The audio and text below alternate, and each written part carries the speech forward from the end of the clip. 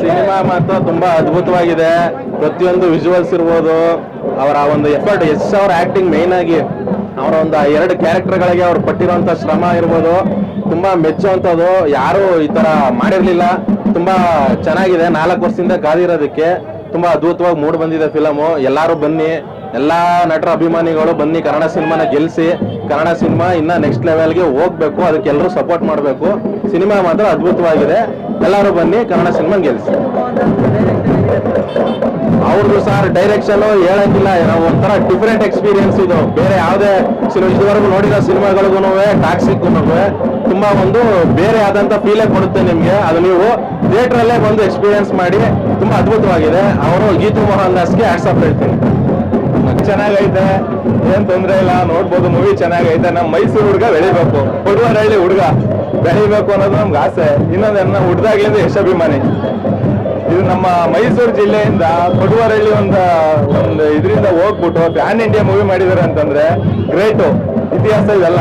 ಹೈದರಾಬಾದ್ ಅಲ್ಲಿ ನೋಡಿದ್ವಿ, ಚೆನ್ನೈಲಿ ನೋಡಿದ್ವಿ ಯಾವ ತರ ಇದಿತ್ತು ಅಂತ ಅಂದ್ಬಿಟ್ಟು.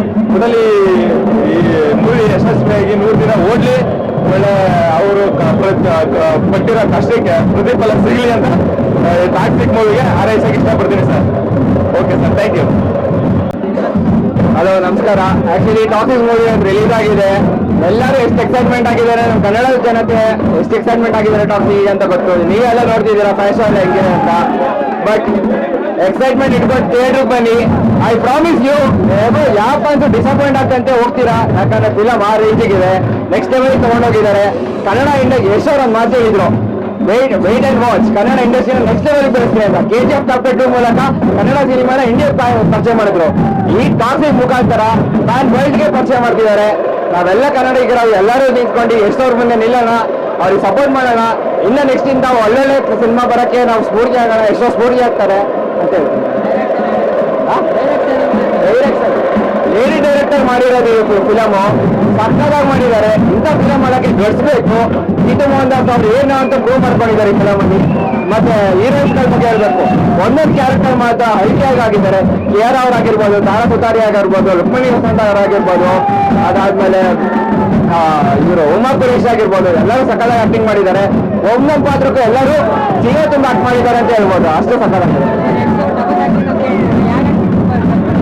ಆಕ್ಚುಲಿ ರಾಯ ಅನ್ನೋದು ಫಸ್ಟ್ ಹಾಫ್ ಸಕ್ಕದ ತಗೊಂಡೋದ್ರೆ ಬ್ರಿಗೇಡ್ ಬಂದು ಬ್ಲಾಸ್ಟ್ ಮಾಡ್ತಾರೆ. ಆ ತರ ಈಗ ಕನ್ನಡ ಮೂವಿ ಯಾವಾಗ ನಂಬರ್ 1 ಆಗಿಲ್ಲ ಅಂತಿದ್ರಲ್ಲ, ಈಗ ನೋಡಿ ನಂಬರ್ 1 ಆಗಿದೆ. ಇಂಗ್ಲಿಷ್ ಮೂವಿ ಅಂತಿದ್ರಿ, ಇಂಗ್ಲಿಷ್ ಮೂವಿ ರೇಂಜ್ಗಿದೆ ಮೂವಿ. ಈಗ ಎಲ್ಲ ಭಾಷೆಗಿಂತನೂ ತುಂಬಾ ಚೆನ್ನಾಗಿದೆ. ನೋಡಿ, ಮಿಸ್ ಮಾಡ್ಕೊಬೇಡಿ. ತುಂಬಾ ಚೆನ್ನಾಗಿದೆ, ತುಂಬಾ ಚೆನ್ನಾಗಿದೆ.